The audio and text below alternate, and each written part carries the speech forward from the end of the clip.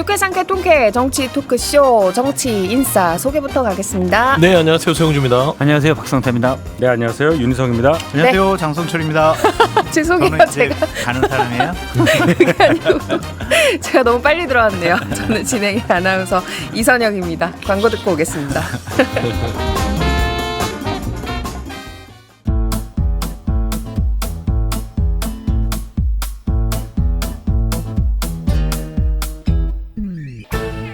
유쾌한 정치 토크쇼 정치인싸.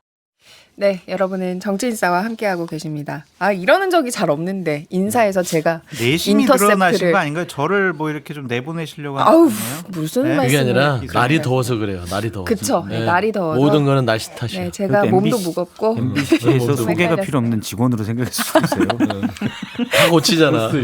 아, 처음인 것 같아요. 제가 인사하시는데 이렇게 실수를 한 거. 아무튼 제가 심심한 사과의 말씀을 드리겠습니다.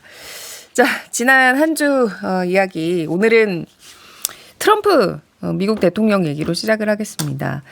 관세 협상 이야기가 뜨거웠습니다. 15% 관세로 이제 극적인 협상에 타결을 했는데, 우리 정부가 협상 타결 소식을 SNS로 직접 전하면서 좀 늦었다 싶은 메시지를 내놨어요.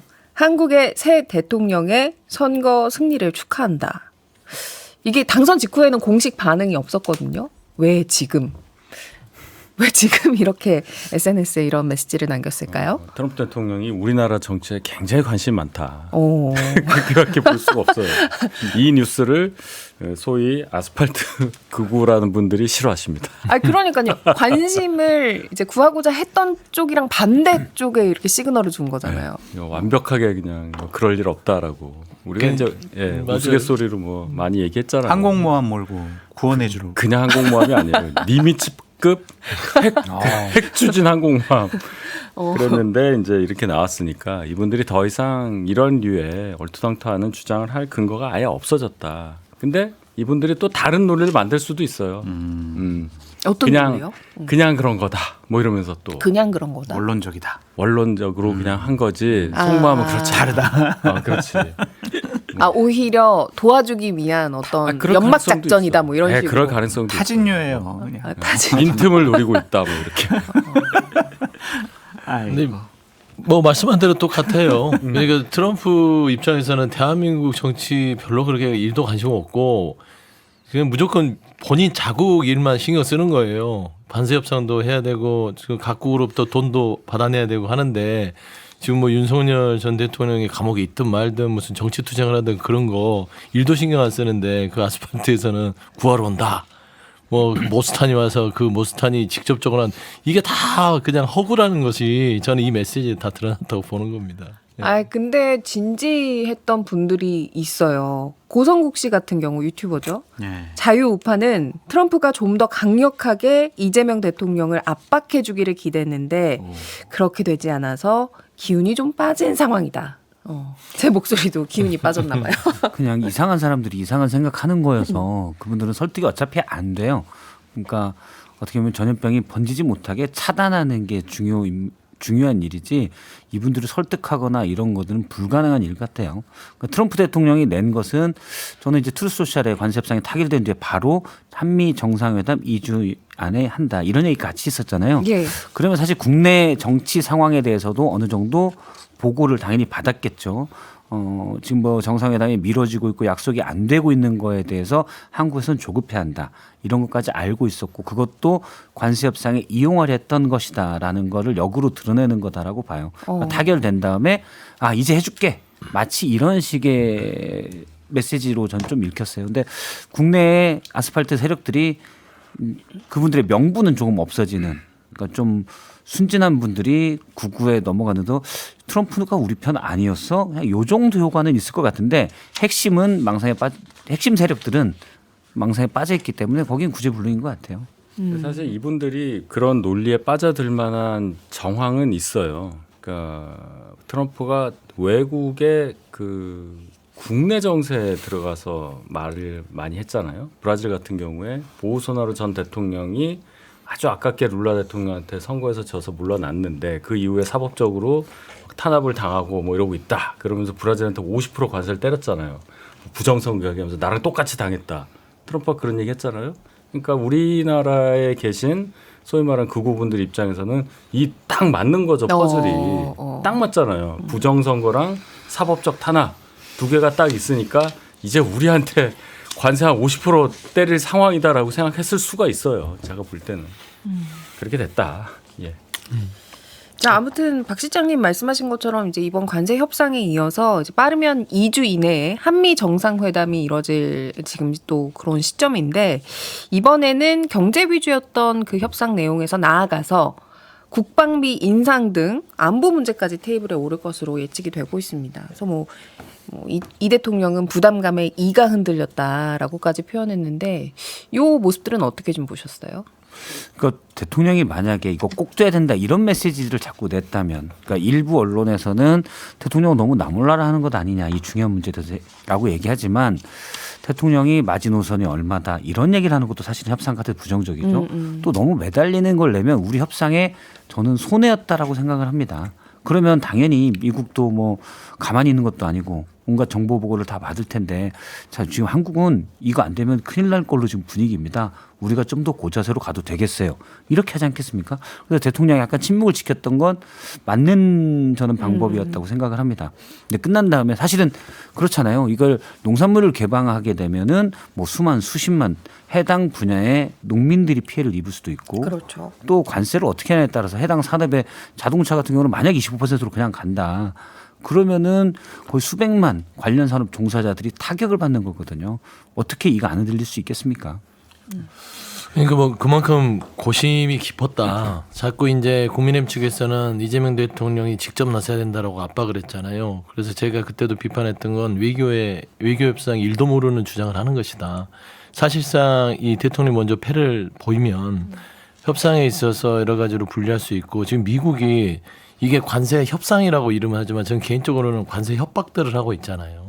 그러니까 그런 상황에서는 조금 더 우리가 고민을 할 수밖에 없었던 상황이라서 대통령이나 그다음에 새로운 정부의 이 외교 협상 팀들이 정말 밤을 새가면서 그 논의를 했다고 하더라고요. 그래서 저는 그런 부분에 있어서의 어떤 결과가 나름대로 무난히 대단히 잘한 관세 협상이 된 것 같은데, 사실상 저는 한미 정상회담에서의 그 만남, 방위비 분담 문제나 국방 문제, 안보 문제 부분들이 가장 또 더 큰 우리한테는 그 숙제인 거는 같아요. 왜냐하면 지금 현재 이 중국과의 관계 부분들을 미국이 무시할 수는 없는 거 아닙니까? 사실 대한민국은 세계에서 유일한 분담 국가이고, 그 부분에 있어서 우리가 지금 트럼프가 방위비 분담금을 10배 이상 지난 그 바이든 때보다 요구를 하고 있는데, 사실 그걸 우리가 다 줄 이유도 없다라는 것들을 이재명 대통령이 좀 자신 있게 얘기하지 않을까 싶어요.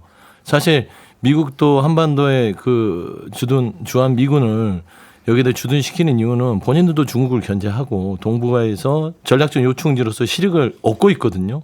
그러면 우리가 무조건 미국의 동맹 속에서 말하자면 그냥 협조만 받는 건 아니다. 그래서 저는 그런 부분들을 좀 나누면 방위비 분담 부분에 있어서도 트럼프가 요구하는 것 수준에서 우리가 따라가지 않았어도 될 것 같다. 근데 이제 트럼프는 일단은 10배 이상 친 거 보면 또 깎아주려고 일단 던진 것 같아요. 내 생각. 그게 스타일이잖아요. 네, 트럼프 대통령. 일단 던져놓고 네. 조정하고 자랑하고 뭐 이런 스타일이죠. 하여튼 난이도가 어려운 킬러 문항 숙제를 지금 풀어야 될 문제가 아니냐라는 좀 생각이 들고, 어쨌든 어느 정도는 현재 우리가 부담하는 것, 그리고 군사비보다 훨씬 더 증액된 금액을 갖고 우리가 협상에 임할 수밖에 없지 않을까, 그런 걱정인데요. 이게 그냥 돈 문제만 연결된 것은 아닌 것 같아요. 전시작전권 같은 경우에 이재명 대통령께서는 이거는 환수해야 된다라는 입장을 갖고 있고, 정동영 통일부 장관 같은 경우에는 한미 연합훈련을 좀 축소를 해야 되는 거 아니냐, 이런 생각 갖고 있잖아요. 이것이 미국 쪽에다가 좀 잘못된 사인을 줄 수도 있지 않을까, 좀 그런 생각이 들고, 만약에 미국 측에서 중국과의 관계에 대해서 당신들 어떻게 할 거냐, 우리 입장을 따라올 거냐, 아니면은 뭐 경제는 중국, 뭐 안보는 미국, 뭐 이런 형태를 계속 취할 거냐, 이런 것에 대해서 어느 정도 답을 갖고 가야 되기 때문에 상당히 좀 난해한 시험 문제가 기다리고 있다. 그렇죠. 이 방위비 분담에 관련해서는 이걸 꼭 금액이 많냐 적으냐, 우리가 얼마나 더 내줘야 하느냐 이런 경제적 관점에서만 생각을 하면 큰 거를 놓칠 수도 있다는 상황이에요. 결론은 주한미군의 역할이 북한을 상대로 해서 주로 주둔의 필요성을 가지고 있었다면 지금은 이제 중국까지 넓어졌으니까 그 과정에서 뭐 동맹 현대화 이런 얘기가 나오잖아요. 여기서 우리가 확실하게 미국으로부터 신뢰를 잃지 않으면서도 우리의 실리를 챙기는 정말 어려운 얘기인데 이 지혜를 짜서 대통령이 트럼프 대통령과 회담할 때 잘 하셔야 한다. 근데 제일 먼저 주한미군 그 규모부터 트럼프 대통령이 잘못 알고 있잖아요. 그것부터 좀 바로 잡고 거기서부터 시작을 해야 돼요. 알겠습니다. 이제 내일부터 여름 휴가에 들어가는 이 대통령인데 뭐 휴가 때도 이거 이제 안보 협상 관련한 여러 가지 정보들을 또 취합하고 하느라 이렇게 쉴 수나 있을까 그런 생각도 들거든요. 그렇죠. 예전에 대선 때 얘기했지 않습니까? 사실 눈 뜨면 일하는 거고 눈 감으면 쉬는 거다라고 얘기했지만 위에서 제가 회사 다닐 때도 보면 위에서 휴가를 안 가면 밑에서 못 갑니다. 그래서 가는 게 맞고 다만 대통령이 뭐 가서 잠깐의 휴식 시간들은 있겠지만 보고받고 또 더군다나 한미 정상회담 앞두고 중요한 난제들이 있는데 그냥 마냥 편하게 쉬지 못할 것 같아요. 자, 이런 가운데 이번 주에 나왔던 여론조사 좀 보면서 계속해서 이야기를 좀 할게요. 뉴스토마토 의뢰로 미디어토마토가 지난달 28일부터 29일 이틀간 진행한 조사니까 이건 관세 협상 타결 전에 나온 여론조사네요. 이재명 대통령의 국정 지지율 긍정 58.3%, 부정 37.5% 이렇게 나왔고요. 또 리서치뷰 정기조사로 지난달 29일부터 31일 3일간 진행한 조사는 잘하고 있다 59.4%, 잘 못하고 있다 36.8% 이렇게 나왔습니다. 오늘 말씀드리는 모든 여론조사의 자세한 내용 중앙선거 여론조사 심의위원회 홈페이지 참조하시면 되고요. 이 수치들은 어떻게 분석하셨습니까? 인사 문제입니다. 그러니까 조금 60%에서 소폭 이제 하락하는 추세로 분석을 하시고 계신 거네요. 하락의 가장 큰 주된 요인은 인사 문제의 여파가 상당히 컸다고 봐야 됩니다. 보면은 강선우 여가부 장관 후보자뿐만 아니라 지금 현재 인사혁신처장으로 임명된 최동석 처장 부분도 이게 전체적으로 한 2달여 지나가는 이재명 정부가 나름 그 국정운영은 안정적이고 국민들한테 신뢰를 얻어가는 포인트들을 많이 가져왔는데 인사에서 균열이 생기면서 사실 조금 그 세대층에서 좀 흔들렸다고 봐야 돼요. 지금 보면 리서치뷰 정기조사를 보면 20대에서 잘못함이 잘함보다 높습니다. 이게 바로 이제 제가 그 인사 문제를 지적하는 게 갑질 문제. 특히 갑질 문제에 있어서 대응했던 이재명 정부가 조금 주춤거리는 모습이 있었고 젊은 층은 갑질 문제에 굉장히 민감하게 좀 대응을 하거든요. 그래서 저는 그런 부분이 주요 요인이고 최동석 인사혁신처장은 이게 그 내부적으로 어떤 여러 가지 막말을 했다고는 하지만 조금 국민들이 전체적으로 봤을 땐 불편해요. 그런 불편한 인사를 왜 안고 가지 그 의문점이 풀리지 않으면 불신이 쌓이거든요. 저는 이 문제를 해결하지 않으면 지금 상승세에 있던 이 부분들이 계속해서 어떤 그 꺾이는 게 멈추지 않을 것 같다.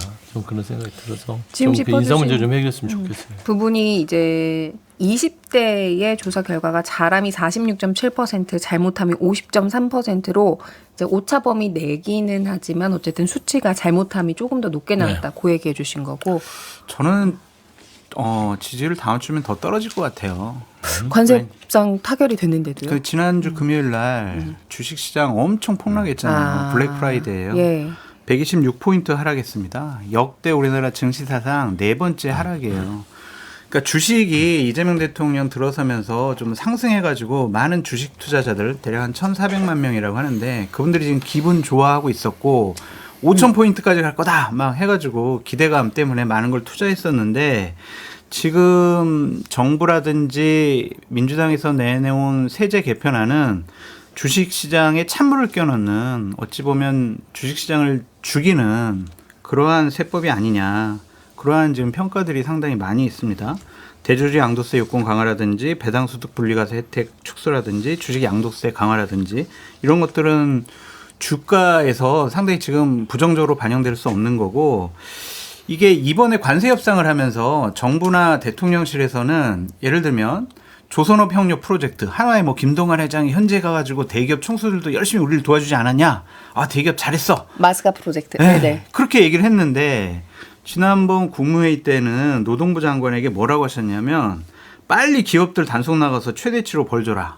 왜냐하면 그 산재 때문에 예, 여러 가지 예. 있으니까 이렇게 기업을 옥죄는 노란복두법도 그렇고 기업에서 지금 반대하고 있잖아요. 이러한 반기업 뭐 반시장적인 정책을 계속 이렇게 취하다 보면은 주가가 더 떨어질 수 있다. 그리고 대통령실의 인식도 좀 잘못된 것 같아요. 코스피 급락이 세제 개편 보도 이루어졌다고 보기 어렵다. 그럼 대미 협상이 잘못돼가지고 그러면은 금요일 날 그렇게 주가 떨어진 거예요. 그러니까 이게 인식이 좀 뭔가 좀 잘못된 것 같아요. 그러니까 김병기 원내대표가 대주주 양도세 요건을 강화하겠다. 아니 조금 좀 늘리겠다. 10억에서 네, 조정하는 방안을 조정하겠다고 검토하겠다. 했는데 네. 이런 것들이 상당히 좀 민주당과 이재명 대통령이 기대했던 그런 중도층이라든지 30, 40대 분들에게 실망감을 주지 않을까? 민주당이 맞아 이런 정당이었지. 지난 문재인 정부 때도 주택 문제, 부동산 문제, 조국 사태 때문에 우리에게 실망 줬었는데 윤석열 전 대통령이 팬티만 입고 막 버티는 그것 때문에 잊어버리고 있었거든요. 근데 이제 서서히 깨닫기 시작할 것 같아요. 그러면은 다음 주에 지지율은 좀 하락하지 않을까 그런 생각이 듭니다. 저도 그 분석에 동의하는데요. 과거 노무현 정권이나 문재인 정권의 어떤 인식을 보면 기업이 이제 돈을 많이 버는데 특히 대기업 그 돈을 어떻게 버는가에 대한 업에 대한 이해가 떨어져서 예를 들어 노동관계 법령을 강화한다든지 뭐 산재 관련해서 뭘 강화해도 돈 버는 데는 별 지장이 없다고 생각한다. 저는 그렇게 봐요. 이걸 잘 모르니까. 근데 기업 입장에서는 굉장히 위축이 되는 부분이 많고 그게 경제에서 차지하는 그 가장 중요한 그 신호라는 측면에서 볼 때는 투자라든지 경제활동함에 있어서 대단히 장애물이 될 가능성이 크다.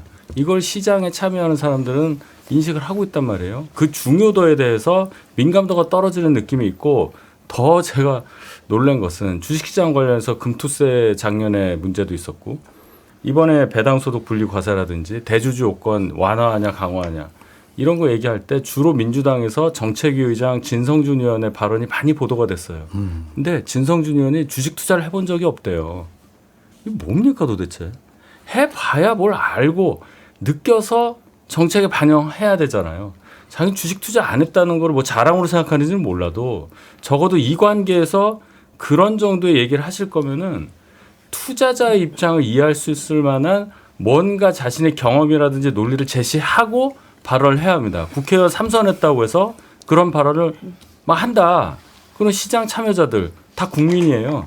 유권자란 말이죠. 어떻게 생각하겠느냐. 그 점이 아쉬워요.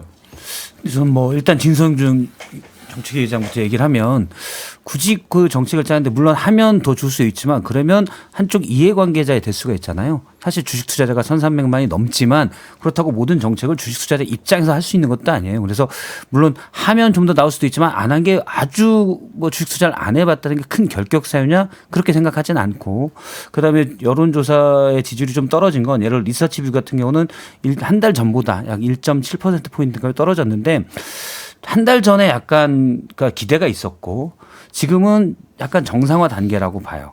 물론 기대만큼 몇 가지 문제가 있었던 것도 맞습니다. 대표적인 게 인사 문제고 그리고 예를 들어서 세제 고친 것도 고친 것 개편도 사실 금요일 날 나온 것도 타이밍이 부적절하죠. 그때 꼭 나왔어야 됐느냐라는 얘기도 있습니다.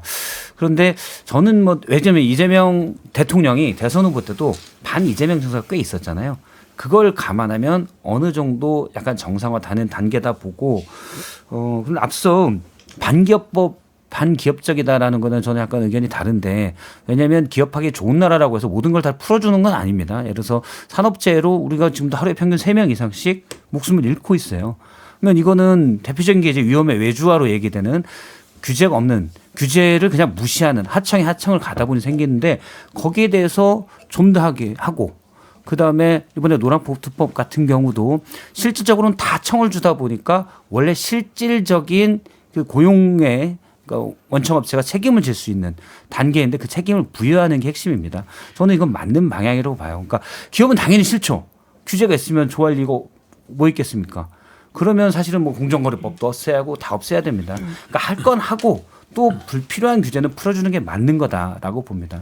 그러니까 산업 현장에서 계속 이렇게 목숨을 잃는 사건들이 발생하면 그것도 사실 기업 입장에서는 리스크이기 때문에 그렇죠. 대기업 입장에서는 공정거래법 없는 게 최고예요. 반기업법이라고만 보긴 좀 어렵다 그런 말씀이셨던 것 같아요. 근데 이제 세제 개편안에 대해서 이제 비판의 목소리가 있는데 이거는 발표 아니에요. 확정이 된 게 아니고 그다음에 그 예산안을 국회에 제출수한이 9월 2일까지입니다. 그래서 인수위가 없었기 때문에 정부에서 그 안을 냈는데 아직 당정에서 협의에 대해서 최종적으로 이르지 않았고 이 부분에 대해서 충분히 시장 반응을 봤기 때문에 김명기 원내대표가 이 부분을 조정하겠다고 했고 당정에서 이 세제 개편안이 주식시장에 뭔가 악영향을 미친다면 충분히 조정이 가능하고요. 그다음에 주식시장에 대한 활성화는 이재명 대통령만큼 잘하는 사람 없을 거예요. 네. 잘 알겠습니다. 조정될 겁니다. 자, 이재명 대통령의 국정 지지율까지 짚어보면서 1부는 여기서 좀 마무리를 하고요. 광고 듣고 다시 오겠습니다. 지금 여러분께서는 6회, 상쾌, 통쾌한 정치 토크쇼 정치 인싸를 듣고 계십니다.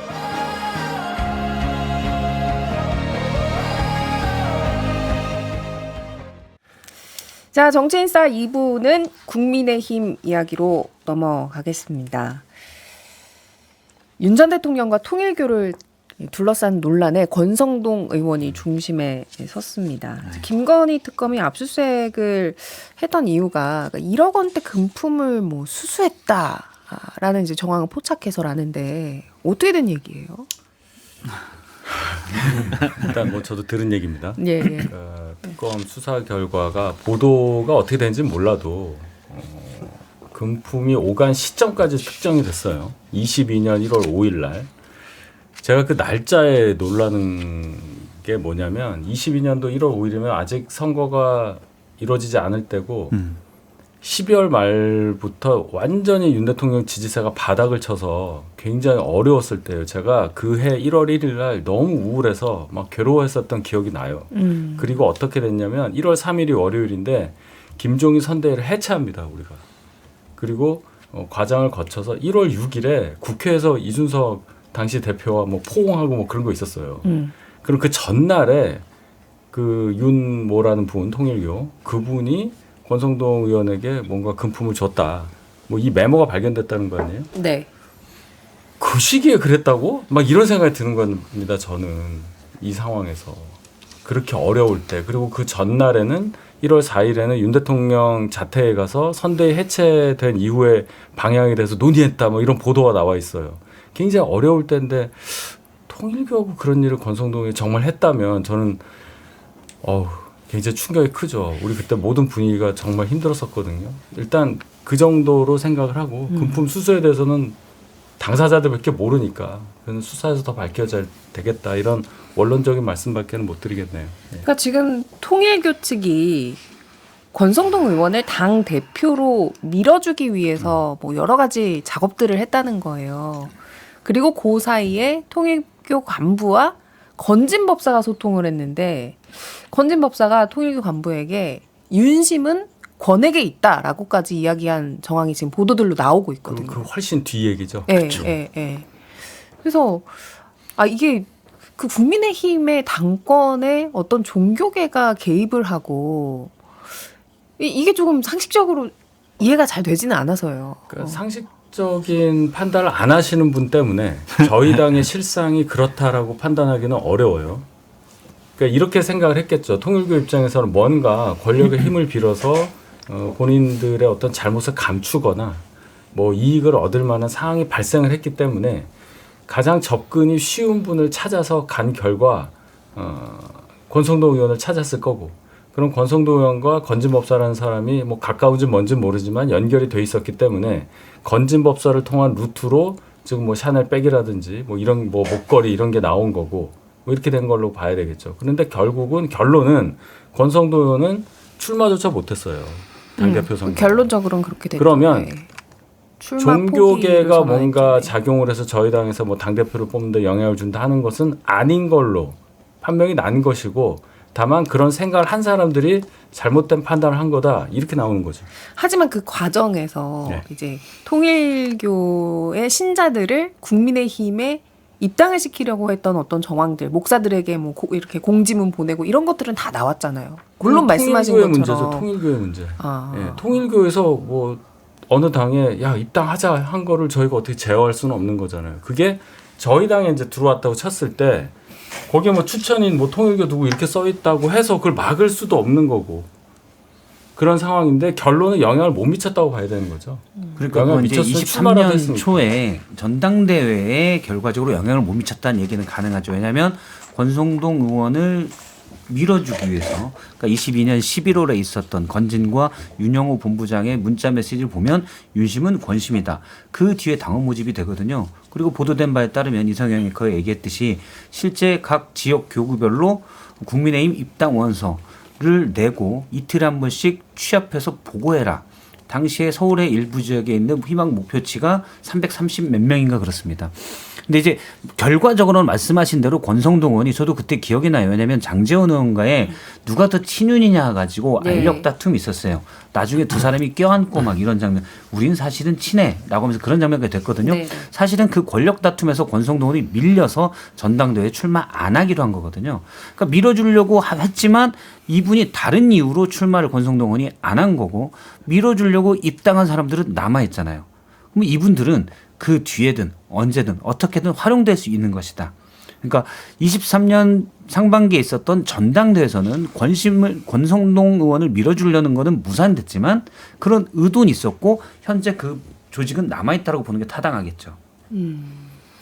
그러니까 윤석열 전 대통령이 어쨌든 당권에 개입을 하려는 정황만은 지금 충분히 의심할 수 있다. 통일교가 사실은 국민의힘의 경선 과정에 조직적으로 영향을 끼치랬다라는 거는 아, 이미 보도된 내용으로 확인이 된 거죠. 근데 22년 1월이 아마 이준석 의원이 이제 당에서 쫓겨나기 시작한 태동이온 걸로 기억해요. 그때 뭐 의총에서 탄핵하겠다는 식으로 이준석 이제 당시 대표였죠, 국민의힘. 그때부터 스물스물 나왔단 말이에요. 그게 1월 6일 날로 기사를 기억하는데 1월 5일로 지금 권선동 의원이 돈을 이제 언론 보도에 따르면 1억을 통일교 윤모 본부장을 받은 거 아니에요. 그러면 저는 거기에서 조금 시기가 이게 추측컨대 뭔가 모종의 전체적인 그 정치적 움직임에 돈이 필요할 때 뭐냐면 뭔가를 할 때예요, 정치인이. 근데 저는 이 부분이 그냥 용돈이나 쓰세요 1억을 줬다고 생각하지 않고 그 금액이 1억 이상일 수도 있겠다는 생각을 좀 하긴 해요. 근데 사실 제가 이제 통일교 문제를 보면서 통일교 측에서 움직여서 당원을 국민의힘에 가입시켜서 뭔가 선거에 영향을 미치려 했다는 건 조금 별개의 문제고 저는 통일교와 건진법사와 윤석열, 김건희 이 연결고리에 왜 권성동 의원이 있었냐 저는 그게 가장 주목되는 부분입니다. 무슨 역할을 하고 거기에서 어떤 역할을 통해서 본인의 정치적 이득을 얻으려고 했는가. 단순히 그러면 윤석열 전 대통령의 오다를 받고 통일교에 브리지 역할을 했었는가.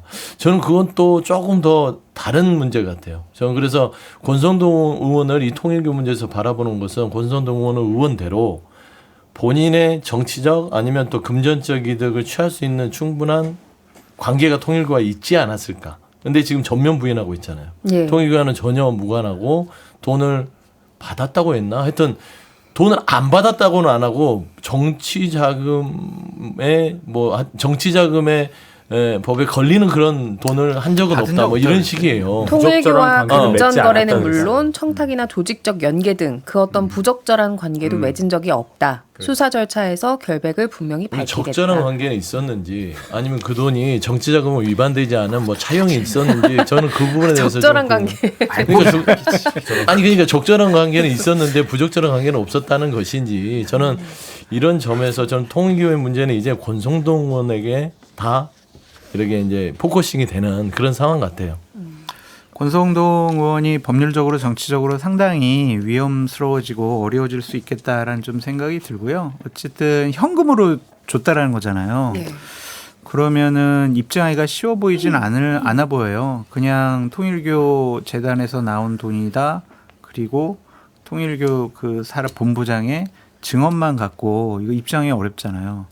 언제 어디서 어떻게 그리고 돈을 주니까 권성동 의원은 어떠한 표정으로 어떠한 말로 나에게 뭐 감사해왔다 뭐 구체적인 이런 것까지 다 진술해야 될 거거든요. 이걸 이미 뭐 특검에 했는지 안 했는지 모르겠지만 하여튼 권성동 의원이 상당히 힘들고 어려운 실현의 시간이 이제 시작이 됐다 그렇게 보여집니다. 이제 체리따봉의 주인공이 또 권선동 의원 아닙니까? 그러니까 이준석 당시 대표와 통일교의 개입, 그 시점과 시기와 인물들이 뭔가 그 석연치 않은 그 시나리오들이 밝혀질 것 같아요. 네. 이게 그냥 무관하게 정치적으로 무관한 통일교의 윤모 본부장과 권선동 의원 사이에 있을 법한 금전거래가 아니라 아주 큰 그림에서 윤석열 전 대통령과 권성동 의원과 통일교 윤모 본부장과 건진과 이준석 당시 대표까지 엮여 있는 뭔가의 역할에 대한 보상 아니면 거래가 아니었을까라는 생각이 좀 들 정도로 석연치 않습니다. 이준석 대표까지 연관이 돼 있다고 이준석 보세요? 아니 왜냐면 이준석 당시 대표를 쫓아내는 데 있어서도 예. 윤심이 작용했을 가능성이 높죠 당시에. 그 뭐 가능성이 높아요. 그거죠. 그거지. 근데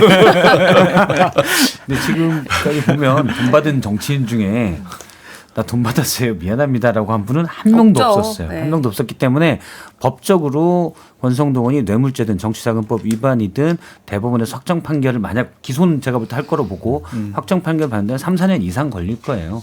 그래서 그때까지는 이제 특검이 또 나중에 뭐 검찰이 되든 수사로 밝혀져야 될 부분인 거고 다만 정치적으로는 많은 국민들이 충분히 의심할 수 있죠. 통일교가 그러면 김건희 라인 하나만 보고 뭘 했겠냐. 뭐 가령 어떤 작업을 하는데 맨 탑만 보고 계속 그쪽에만 다이아몬드 갖다 주고 샤넬백 갖다 주고 그럴 수는 없잖아요. 보통 넘버 2나 넘버 3나 핵심 요직으로 해서 다양한 통로를 했기 때문에 권성동 의원에게도 작업을 했다고 보는 게 일단 일반 국민들의 상식으로는 개연성이 있죠. 저는 뭐 건진에게도 그냥 조용히 심부름만 시키진 않았을 거라고 봅니다. 그래서 그런 부분으로 개연성이 있기 때문에 이거는 정치적으로 어떻게든 권성동 의원이 해명하지 않으면 국민들은 그렇게 인식할 가능성이 크다. 그리고 1월 5일 날 날짜까지 찍힌 현금 상자 사진이 있었잖아요.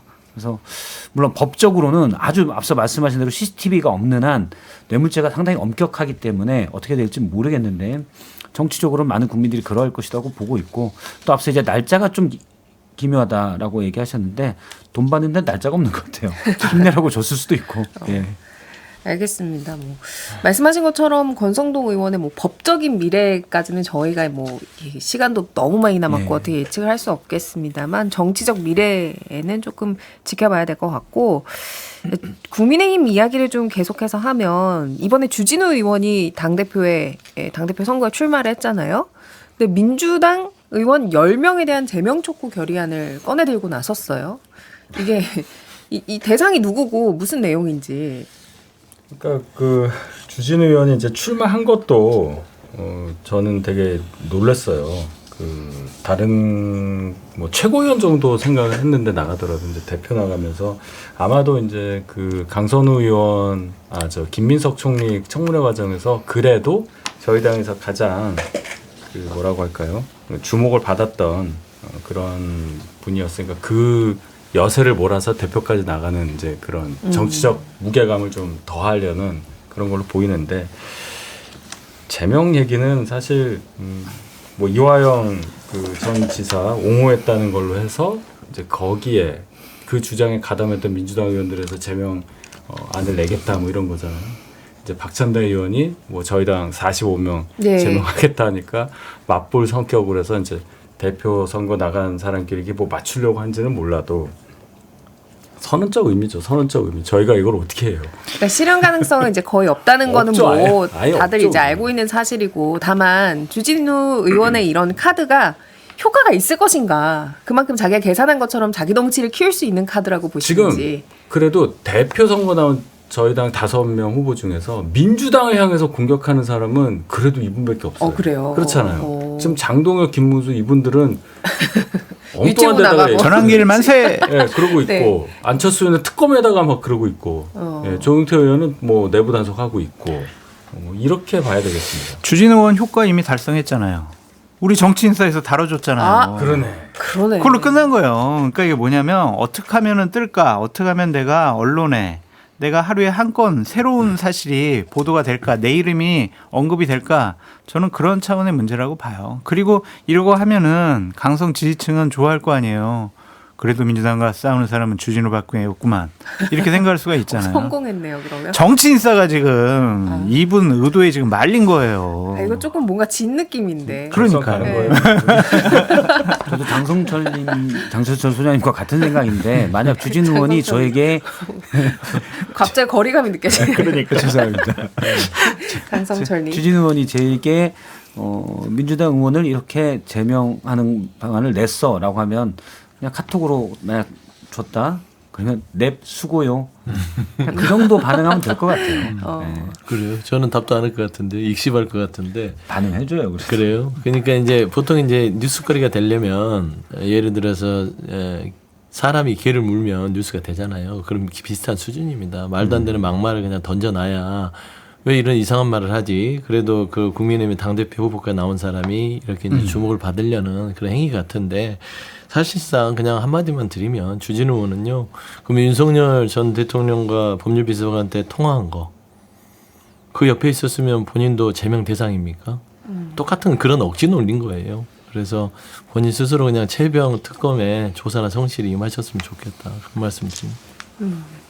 뭐 요 10명에 속했던 당사자들 정청래 의원, 박찬대 의원, 뭐 한준호 의원 다 뭐 그렇게 말씀하신 것처럼 이렇게 크게 반응은 안 하는 것 같아요. 냉소적인 반응을 내놨는데 사실 이제 제명 논의가 좀 계속해서 매주 한 건씩 나오는 것 같아요. 특히 이제 이거는 조금 시간이 지난 일이긴 합니다만 이준석 대표 왜 대선 토론회 때 좀 막말 논란이 있었잖아요. 그래서 제명안이 올라갔었는데 이제 그때부터 계속 시작된 얘기 같아요. 그래서 이 제명안이 실효가 있느냐.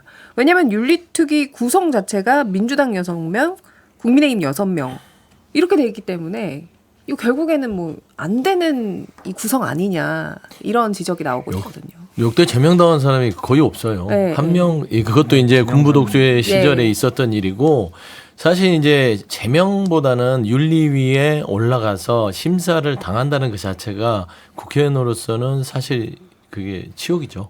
네, 그런 부분에 있어서는 윤리가 안에서 자정작용 차원에서는 돌아가야 된다고 저는 봅니다. 근데 다만 이게 정치적으로 제명하면 뭐 그건 국회의원들 우리들 안에서 무조건 뭐 잘라낼 수 있나 그래 오해할 수 있는데 이준석 의원 자체도 윤리에 회부돼도 제명까지 갈지는 저도 의문이긴 해요. 하지만 그 자체가 이재명 의원의 이준석 의원에게는 굉장히 조금 치욕적일 것이다 하는데 저는 사실 박찬대 의원이 얘기했던 45명 제명안은 이건 실현이 어느 정도 돼야 된다고 봅니다. 근데 민주당 6명, 국민의힘 6명 네. 이렇게 구성돼 있는데 그렇게 돼 있더라도 구조적으로. 6명 중에 또 이 합리적인 생각을 하신 분이면 공권력에 대해서 헌법기관이 막았었잖아요. 그것도 그냥 체포를 당하는 대상이 내란 우두머리였는데 그거를 막아선 분들에 대해서는 본보기로라도 45명 중에 절반은 제명 한번 뭐 시도해보는 것도 나쁘지 않을 것 같아요.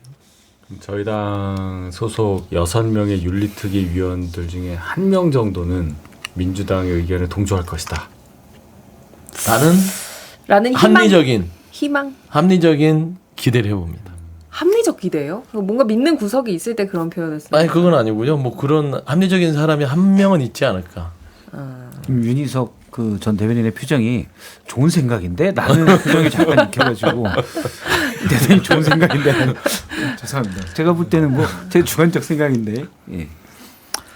근데 뭐 그러한 대선 때 TV 토론 때 그러한 좀 부적절한 얘기를 했다고 제명까지 한다는 게 과연 맞는 것인가 그런 생각이 좀 듭니다. 그래서 저는 뭐 여러 가지 요구도 있고 의지도 표명을 할 거지만 결국엔 제명하기는 어렵지 않을까 그렇게 생각이 듭니다. 이게 선례가 되면요 정말 대부분의 많은 의원들을 다 제명당해야 돼요. 그러니까 이런 선례는 만들지 않는 것이 맞지 않을까. 저도 뭐 당시에 이준석 의원의 발언 본인은 이제 그 심각성을 몰랐다고 나중에 사과하면서 얘기했지만 그 뒤에 사과도 좀 늦었고 그런 거 보면은 당연히 강한 비난을 들을 만한 일이지만 그렇다고 그 발언으로 제명하는 게 옳으냐 거기에 대해서는 다른 생각이에요. 그리고 그렇게 따진다면 전 장동혁 의원이 계엄이 신의 계획이 있었다고 얘기한 장동혁 의원 지금도 계엄에 대해서 두둔한 장동혁 의원이 더 제명감이라고 생각을 합니다.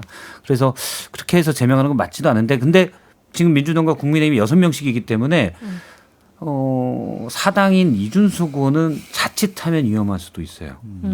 국민의힘 의원들이 좋아라고 생각할 가능성을 배제할 수는 없잖아요. 그런데 그렇게 가는 거는 옳지 않다고 봅니다. 그리고 윤리 구성도 만약에 할 거면 지금 조국혁신당과 개혁신당이 있기 때문에 5+1, 5+1로 하는 게 맞았지 양당이 이렇게 하는 거는 좀 아니다라는 생각이 듭니다.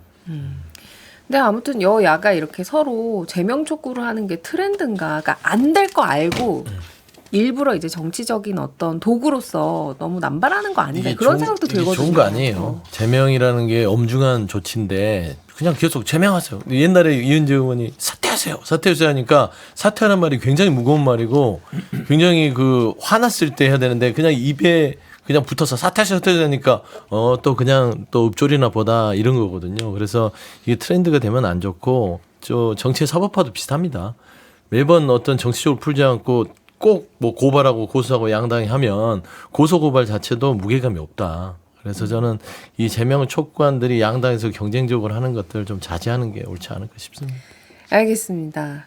자, 그런 가운데 이제 이번 주가 저희 정치인싸도 8월의 첫 주의 방송이었거든요. 이제 8월이 되면 정치권에서는 이제 8.15 사면 얘기가 슬슬 나오는데 이번 사면에서는 아무래도 이제 조국 전 대표가 과연 사면 대상에 오를 것인가가 가장 뜨거운 화두인 것 같습니다.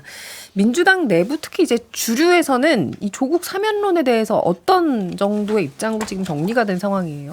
일단은 좀 신중론이 더 그 무게를 가지고 좀 조성이 됐다 여론이 약간 이르다. 이르다가 좀 다수예요. 근데 조국혁신당은 당연히 자당의 그 대표니까 요구할 수 있는 것인데 제 개인적인 생각으로도 아직은 사면에 대해서 논의하기보다는 우리가 뭐 내란 척결부터 뭐 안보, 국방, 민생 이런 것들 많이 숙제가 있기 때문에 조금 더 신중하게 판단할 문제가 아닌가 싶습니다.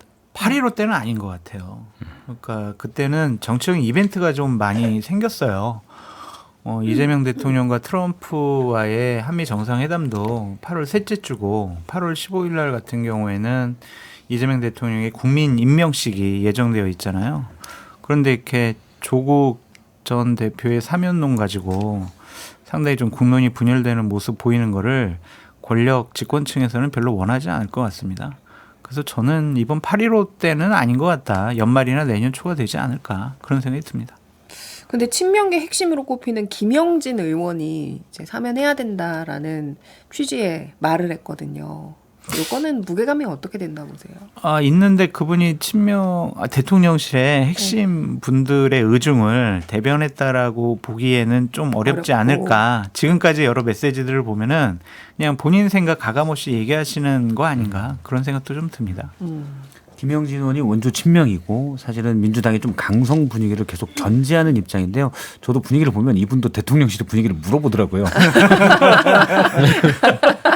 실장인데요? 아니, 그러니까 대통령실 분위기를 저한테 물어보는 게 아니라 뭐 대통령실에도 거기 지금 어떻게 해야 되고 있어 물어보는 그렇구나. 정황이 저한테 포착이 됐습니다. 근데 이분이 보통 강성 목소리와는 좀 결이 다른 얘기를 하는데 조국 전 장관의 사면에 대해서는 약간 다른 얘기를 지금까지 결이 다른 얘기를 하시는 것 같아요. 근데 저는 시기적으로 좀 이르다고 생각을 해요. 여러 이유가 있는데 첫 번째 정부 출범한 지 이제 2달 남짓되고 사면을 하게 된다면 그것도 형계 4분의 1 정도가 갓 지난 그러면 이 공적인 권한을 사실 사적으로 한다라고 볼 수도 있을 것 같고요. 두 번째는 사실 조국 전 장관도 최근에 보면 처음에 이제 수감이 됐을 때 재작년 겨울이죠. 작년 겨울이죠. 수감됐을 때는 깊이 성찰하겠다고 했거든요. 물론 법원의 법리에는 동의하지 않지만 겸허히 받아들이겠다. 흠결과 이런 부분에서 성찰하겠다라고 했는데 최근에 이제 당시를 조국 사냥이라고 규정을 합니다. 그러면 물론 검찰의 과도한 수사에 있다는 거 더군다나 온 가족이 했다는 것은 분명히 저도 검찰이 과도하다고 보지만 사실은 여러 건에서 하나도 인정을 안 했기 때문에 더 사태가 커진 측면도 있었거든요. 그러면 지금 과연 성찰이 맞느냐는 생각도 들고 세 번째로는 조국 전 장관은 어쨌든 민주당, 뭐 조국혁신당 이쪽 진영의 차기의 유력한 대선 주자 중에 한 명이에요. 본인을 위해서라도 최소한 형기 반 정도는 하는 게 저는 더 낫다고 봅니다. 근데 뭐 본인은 이제 감옥에서 책도 내는 등 이제 사면에 조금 압박을 가한다고 해야 되나요? 그런 모양새이기도 하거든요. 근데 어쨌든 지금 패널분들은 말씀하신 걸 들어보면 사면은 예정된 수순일 것 같지만 어쨌든 이번 8.15 특사만은 좀 이른 감이 없잖아 있다. 뭐 이렇게 제가 좀 정리를 하겠습니다. 그렇습니다. 네. 자, 조국 전 장관의 사면론까지 얘기를 해봤고요. 저희는 광고 듣고 다시 오겠습니다. 네, 정치인사 이번 주 방송은 여기까지입니다. 저희는 다음 주 토요일 오전 11시 5분에 다시 돌아오도록 하겠습니다. 고맙습니다. 감사합니다. 감사합니다.